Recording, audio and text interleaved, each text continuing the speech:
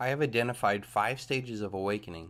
I feel that it is incredibly important for you to know this process so as to make the most of each stage and get through them as quick as possible.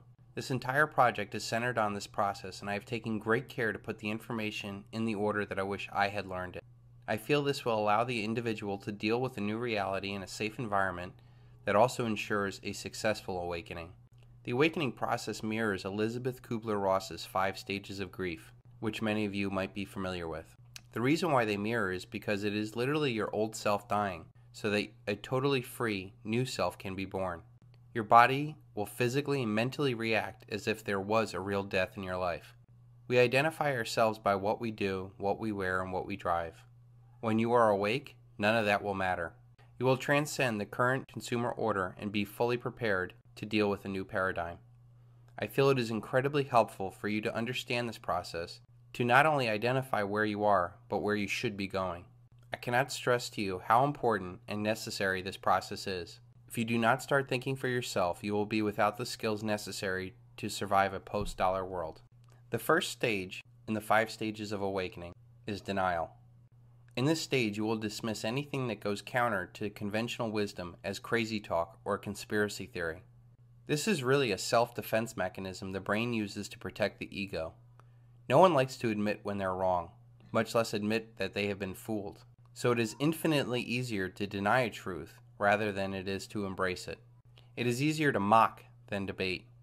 It is easier to hide under the sheets and pretend that there is not a monster in the room.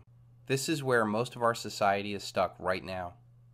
They believe that whatever the authorities tell them is the truth. They go along with the crowd in fear of being looked upon as strange or crazy.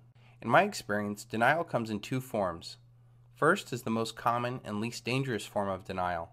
It is just not wanting to know the truth that might upset their happy little life.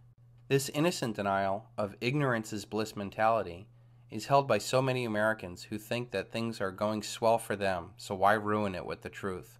There was a woman I was working with that literally shut down on me when confronted with the truth. She literally said to me, "I do not want to know because that reality is too scary for me."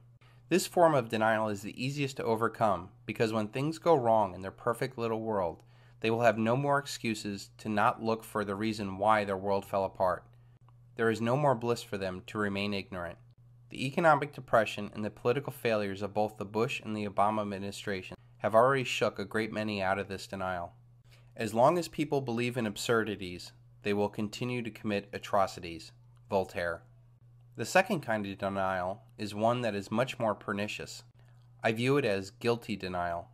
This is the denial of people who are actually benefiting off of the illusion of our paradigm. This comes from business owners, government employees, and others whose livelihood is derived off of the current debt paradigm.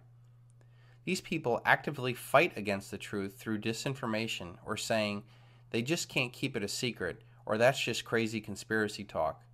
They would rather create a plausible deniability to distance themselves from the reality of their actions or inactions. Their aggressive defense of the illusion shows me that they know what they are doing is wrong. They are too afraid to live outside of this paradigm, so it is better to try to hold it together despite its human costs.